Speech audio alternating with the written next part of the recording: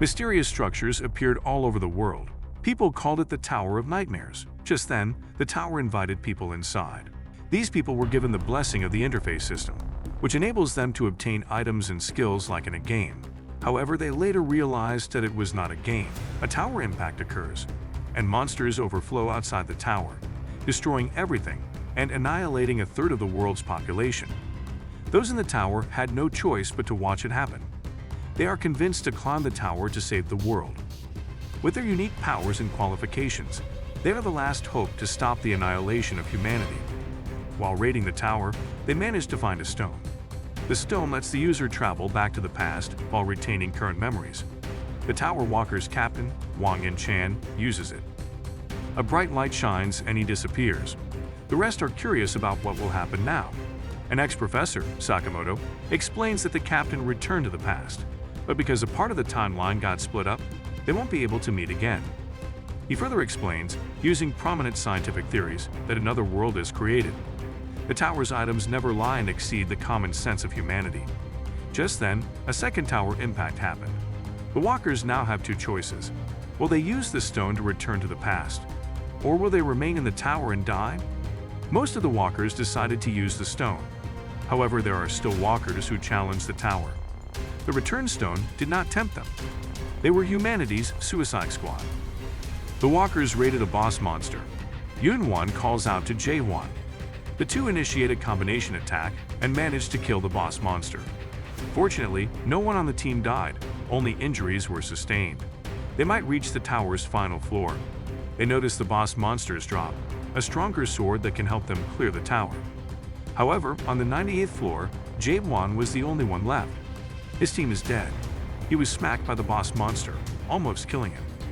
He realizes that everything they did was useless. Jaewon watches as the monster prepares for an attack. But then, Yunwan attacks it from behind and manages to wound it. He shouts at Jaewon to get a hold of himself because he can't fight the monster by himself. Just then, the monster fights back and stabs Yunwan with its horn. The monster charges and pins him against the wall. Enraged, Jaewon grabs his sword and charges at the monster. Later, he manages to kill the boss monster. He calls out to Yunwan and notices a stone in his hand. Yunwan apologizes. Yunwan was the Walker's Smile Knight, but he lost his smile for the first time. Jaewon tells him to return and then turns around. But it was not a return stone that Yunwan had, and Jaewon noticed. Yunwan walks somewhere as he wishes Jaewon to clear the tower. He was thankful to meet Jaewon. Jaewon motivates himself and reaches the next floor. The next floor was a snowfield. Jaewon gasps for air as the boss monster chases him. The boss monster is annoyed and attacks him. Later, Jaewon hides in a cave while the boss monster is looking for him. It has been 10 years since he arrived on the 99th floor. It is more dangerous than the previous floors. Belchicus, the ice dragon, possesses a cold breath that is hard to withstand. Without his equipment, he would have died a long time ago. He remembers Han Seo-yeol, the walker that gave him the Flame King's bracelet, who died on a previous floor. In a flashback, Jaewon talks with Jay, a blacksmith. They had defeated a monstrous dragon and taken control of the village of Atopos. To climb the tower, they cooperated. Jay, Atopo's last remaining blacksmith, only has Jaewon as a customer. There are hardly any living people in the tower. The day came when no one was ever called again to the tower after more than 10 tower impacts occurred outside. They concluded humans on Earth perished. Jay is upset because Jaewon continues climbing and descending the tower. Jaewon recalls the location of the first returned stone but doesn't understand the scribbles near it. Jay reports that one of the remaining support-type walkers like him disappeared. Jaewon asks Jay to teach him the blacksmithing skill. Back to the present, Jaewon faced Belchicus again. The dragon commended him and Jaewon was baffled. Jaewon claims to kill him, but the dragon denies him. Jaewon brings out his sword and points out that the dragon's armor is starting to have cracks. Belchicus charges his breath and Jaewon jumps to attack him. A huge explosion happened, and Jaewon bleeds on the ground. The dragon claims that he won't ever win. Jaewon's dead comrades whisper to him. He tells the dragon to shut up and breaks free from the ice. The dragon tells him to give up as he is preparing to thrust his sword. He remembers that he started raiding later than other people and missed a lot of things, but he only focused on one thing, the thrust. He keeps on using thrust, killing millions of monsters, and getting the nickname Wasp. He knows his thrusting is changing, and it turns into something stronger than a hidden skill.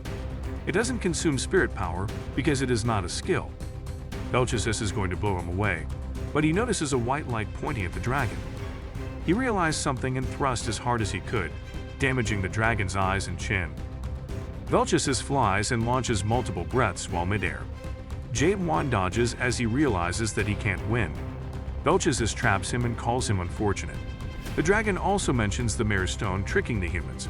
Jade Wand is confused. The dragon attacks, but he dodges and flees. Jade Wand almost died. He recalls the dragon mentioned something about the Mayor's Stone. 5 years later, Jade Wand was able to defeat Belchicus. He asks the dying dragon about the stone. Belchicus tells him that the answer is on the last floor, and the dragon melted away. Jade Wand obtains a dagger, and the door to the next floor appears. He enters the door without hesitation. Jade Wand arrives at the control room of the tower. He recognizes the places displayed on the screens. A voice surprises Jade Wand and he tells him that his arrival is unexpected. Suddenly, a window appears and congratulates Jade Wand for clearing the tutorial games. Jade Wand got shocked after seeing the work tutorial. The voice tells him to stop being shocked because it might swallow his emotions. A lion-like entity appears and commends Jade Wand. The lion was shocked to see Jade Wand recover from the shock. He introduces himself as Demon Beastrain, master of the Tower of Nightmares. Jade Wand asks for confirmation, but Beastrain interrupts him by showing replays of Jade Wand's endeavors in the tower. Beastrain especially highlights the part where Seo Yul and Yun Wand died. The demon stirs up Jade Wand's emotions and suggests starting the game from the beginning. He continues to coerce Jade Wand, and he realizes that the walkers were fooled from the beginning. The salvation of humanity was just a false hope. Jade Wand declares that he won't go back in time. Nobody can go back in time using an item in the tower, according to Beastrain. He claims that there is the Return Stone, but then he was reminded of Belchicus' words. The Mayor's Stone traps the user in the dreams the stone creates. The demon mocks how humans obsess about returning to the past. He invites Jade Wand to participate in the actual game, but Jade Wand rejects it. Jade Wand thanks the demon for explaining things.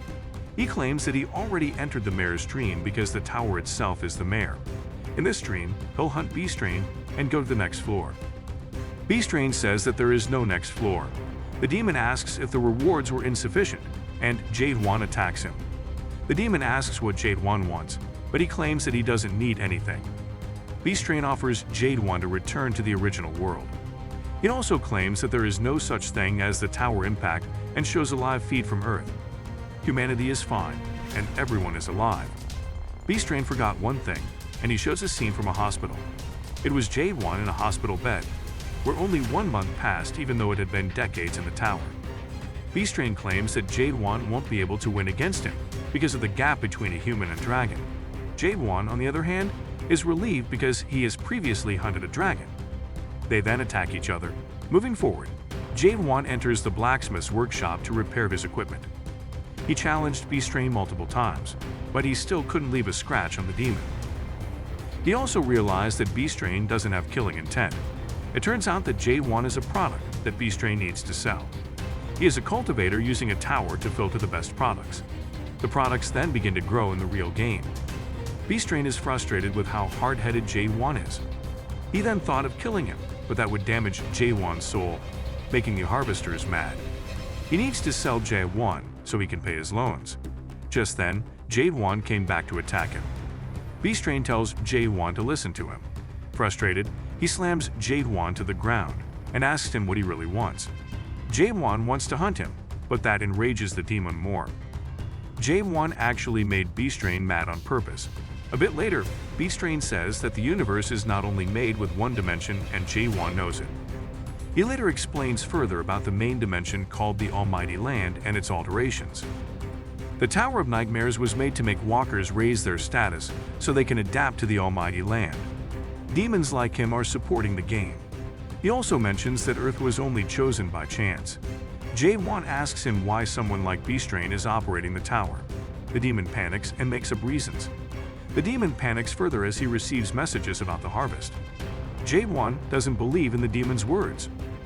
In a flashback, Jade Wand checks his status and the stats don't rise further anymore. While lying down on the icy field, he felt something strange. He then notices particles floating around.